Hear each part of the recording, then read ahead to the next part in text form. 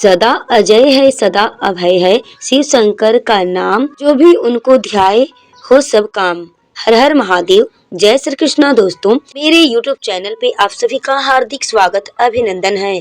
प्रिय भक्तगणों, आप पर भोलेनाथ की कृपा सदा बनी रहे। प्रिय भक्तगणों, आज सोमवार के दिन सुनिए सोमवार व्रत की संपूर्ण कथा। प्रिय भक्तगणों, इससे पूर्व कि आप सभी लोग अपने हाथों को जोड़ करके और भगवान शिव का ध्यान करते हुए कथा में लीन होकर के कथा को सुने। सोमवार व्रत की संपूर्ण कथा। पौराणिक कथा के अनुसार अमरावती नगर में एक धनी व्यापारी रहता था। दूर दूर तक उसका व्यापार फैला हुआ था। नगर में उस व्यक्ति का सभी लोग बहुत सम्मान करते थे। इतना सब कुछ होने पर भी वह व्यापारी मन से भी बहुत दुखी था, क्योंकि उस व्यापारी का कोई पुत्र और संतान नहीं था। दिन रात उसे एक ही चिंता सताती रहती थी कि उसकी मृत्यु के बाद उसके इतने बड़े व्यापार और धन संपत्ति को कौन संभालेगा। पुत्र प्राप्ति की इच्छा से वह व्यापारी हर सोमवार को भगवान शिव की व्रत को करता था और पूजा भी किया करता था।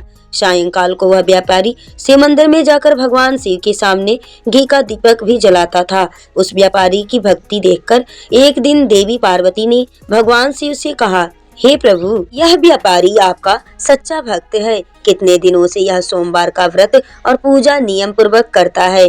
भगवान आप इस व्यापारी की मनोकामना अवश्य पूर्ण करें। तब भगवान शिव ने मुस्कुराते हुए कहा, हे देवी पार्वती, इस संसार में सबको उसके कर्मों के अनुसार ही फल की प्राप्ति होती है। प्राणी जैसा कर्म करते हैं उन्हें वैसा ही फल मिलता है। इसके बाद भी देवी पार्वती नहीं मानी। उन्होंने बार बार भगवान शिव से आग्रह करते हुए कहा, हे महादेव, हे प्रभु, आपको इस व्यापारी की इच्छा पूरी करनी ही पड़ेगी। यह आपका अनन्य भक्त है। हर सोमवार आपका विधिवत व्रत रखता है और पूजा अर्चना के बाद आपको भोग लगाकर एक समय ही भोजन भी ग्रहण करता है। आपको इसे पुत्र प्राप्ति का वरदान तो देना ही होगा। भगवान शिव माता पार्वती का इतना आग्रह देखकर भगवान शिव ने कहा, देवी, तुम्हारे आग्रह पर मैं इस व्यापारी को पुत्र प्राप्ति का वरदान देता हूँ, लेकिन इसका पुत्र 16 वर्ष से अधिक जीवित नहीं रहेगा।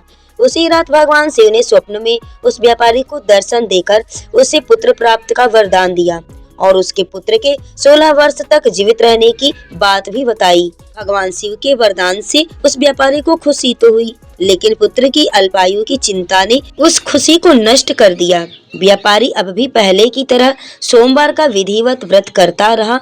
कुछ महीने पश्चात उसके घर में एक बहुत ही सुंदर पुत्र उत्पन्न हुआ। पुत्र जन्म से व्यापारी के घर में खुशियां भर गई। बहुत धूमधाम से पुत्र जन्म का समारोह मनाया गया। व्यापारी को पुत्र जन्म की अधिक खुशी नहीं हुई, क्योंकि उसे पुत्र की अल्पायु के रहस्य का पता था, लेकिन यह रहस्य घर में किसी और को मालूम नहीं था। विद्वान ब्राह्मणों ने उस पुत्र का नाम अमर रखा। जब अमर 12 वर्ष का हुआ तो शिक्षा के लिए उसे वाराणसी भेजने का निश्चय किया गया। व्यापारी ने अमर के मामा दीपचंद को बुलाया और कहा कि अमर को शिक्षा प्राप्त करने के लिए वाराणसी छोड़कर आओ। अमर अब अपने मामा के साथ शिक्षा प्राप्त करने के लिए चल दिया। रास्ते में जहाँ भी अमर और दीपचंद रात्रि को विश्राम के लिए ठहरते, वहीं पर यज्ञ भी करते और ब्राह्मणों को भोजन भी कराते थे। लंबी यात्रा के बाद अमर और दीपचंद एक नगर में पहुंची। उस नगर के राजा की कन्या के विवाह की खुशी में पूरे नगर को सजाया गया था। निश्चित समय पर बारात आ गई, लेकिन वर का पिता अपने बेटे की एक आंख से काना होने के कारण बहुत चिंतित था। उसे एक बात का भय सता रहा था कि राजा को इस बात का पता चलने पर कहीं वह विवाह से इनकार ना कर दे, इससे उसकी बदनामी होगी। वर के पिता ने अमर को देखा तो उसके मस्तिष्क में एक विचार आया। उसने सोचा, क्यों न इस लड़के को दूल्हा बनाकर राजकुमारी के विवाह करा दूं। विवाह के बाद उसको धन देकर विदा कर दूंगा और राजकुमारी को अपने नगर में ले जाऊंगा। वर के पिता ने इस संबंध में अमर और दीपचंद से बात की। दीपचंद ने धन मिलने के लालच में वर के पिता की बात स्वीकार कर ली और अमर को दूल्हे के वस्त्र पहनाकर राजकुमारी चंद्रिका से विवाह करा दिया। राजा ने बहुत धन देकर राजकुमारी को विदा किया। अमर जब लौट रहा था तो सच नहीं छिपा सका और उसने राजकुमारी के दुपट्टे पर लिख दिया, राजकुमारी, तुम्हारा विवाह तो मेरे साथ हुआ था। मैं तो वाराणसी में शिक्षा प्राप्त करने जा रहा हूँ।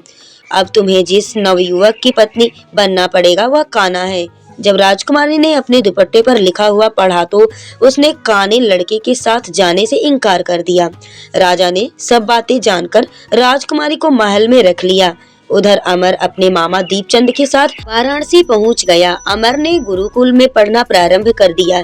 जब अमर की आयु 16 वर्ष की हुई तो उसने एक यज्ञ किया। यज्ञ की समाप्ति पर ब्राह्मणों को भोजन कराया और खूब अनन्य वस्त्र दान किए। रात को अमर अपने शयन कक्ष में सो गया। शिव जी के वरदान के अनुसार शयनावस्था में ही अमर के प्राण पखेरु उड़ गए। सूर्योदय पर मामा अमर को मृत्यु देखकर रोने पीटने लगा। आसपास के लोग भी एकत्र होकर दुख प्रकट करने लगे। मामा के रोने विलाप करने के स्वर समीप से गुजरते हुए भगवान शिव और माता पार्वती ने भी सुने। तब माता पार्वती ने भगवान से कहा, हे प्राणनाथ, मुझसे इसके रोने का स्वर सहन नहीं हो रहा। आप इस व्यक्ति के कष्ट को अवश्य दूर कीजिए। भगवान शिव ने देवी पार्वती के साथ अदृश्य रूप में जाकर अमर को देखा तो पार्वती जी से बोले, देवी, यह तो उसी व्यापारी का पुत्र है जिसे मैंने 16 वर्ष की आयु का वरदान दिया था। आज इसकी आयु तो पूरी हो गई है। देवी पार्वती ने फिर भगवान शिव से निवेदन किया, हे प्राणनाथ, आप इस लड़के को जीवित कर दीजिए, नहीं तो इस लड़के के माता पिता पुत्र की मृत्यु के कारण रो रो कर अपने प्राणों का त्याग कर देंगे। इस लड़के का पिता तो आपका परम भक्त है, बरसों से सोमवार का व्रत करते हुए आपको भोग लगा रहा है। माता पार्वती के बार बार ऐसे आग्रह करने पर भगवान शिव ने उस लड़के को जीवित होने का वरदान दे दिया और कुछ ही क्षणों में वह जीवित होकर उठ बैठा। फिर शिक्षा समाप्त करके अमर मामा के साथ अपने नगर की ओर चल दिया। दोनों चलते हुए उसी नगर में पहुंचे जहां अमर का विवाह हुआ था। उस नगर में भी अमर ने यज्ञ का आयोजन किया। समीप से गुजरते हुए नगर के राजा ने यज्ञ का आयोजन देखा। तब राजा ने अमर को तुरंत पहचान लिया। यज्ञ समाप्त होने पर राजा अमर और उसके मामा को महल में ले गया और कुछ दिन उन्हें महलों में रखकर बहुत सारा धन वस्त्र देकर राजकुमारी के साथ विदा कर दिया। रास्ते में सुरक्षा के लिए राजा ने बहुत से सैनिकों को भी साथ में भेजा। दीपचंद ने नगर में पहुंचते ही एक दूत को घर भेजकर अपने आने की सूचना भेजी। अपने बेटे अमर के जीवित वापस लौटने की सूचना से व्यापारी बहुत प्रसन्न हुआ। व्यापारी ने अपनी पत्नी के साथ स्वयं को एक कमरे में बंद रखा था। भूखे प्यासे रहकर व्यापारी और उसकी पत्नी बेटे की प्रतीक्षा कर रहे थे। उन्होंने प्रतिज्ञा कर रखी थी कि यदि उन्हें अपने बेटे की मृत्यु का समाचार मिला तो वे दोनों भी अपने प्राण त्याग देंगे। व्यापारी अपनी पत्नी और मित्रों के साथ नगर के द्वार पर पहुंच गया। अपने बेटे के विवाह का समाचार सुनकर पुत्र वधू राजकुमारी चंद्रिका को देखकर उसकी खुशी का ठिकाना नहीं रहा। उसी रात भगवान शिव ने व्यापारी के स्वप्न में आकर कहा, हे श्रेष्ठी, मैंने तेरे सोमवार के व्रत करने और व्रत का कथा सुनने से प्रसन्न होकर तेरे पुत्र को लंबी आयु प्रदान की है। यह सुनकर व्यापारी बहुत प्रसन्न हुआ। सोमवार का व्रत करने से व्यापारी के घर में खुशियां लौट आई। शास्त्रों में लिखा है कि जो स्त्री पुरुष सोमवार का विधिवत व्रत करते हैं और व्रत कथा सुनते हैं, उनकी सभी इच्छाएं महादेव की कृपा से पूरी हो जाती है। तो प्रिय भक्तगणों, ये थी सोमवार व्रत कथा, सोमवार व्रत करने की महिमा। तो आप सभी को अगर यह वीडियो पसंद आई है तो प्लीज चैनल को सब्सक्राइब कर लीजिएगा, वीडियो को लाइक करिएगा, शेयर करिएगा और कमेंट्स बॉक्स में ओम नमः शिवाय जरूर लिखिएगा। वीडियो में लास्ट तक बने रहने के लिए आप सभी को मेरे तरफ से दिल से धन्यवाद।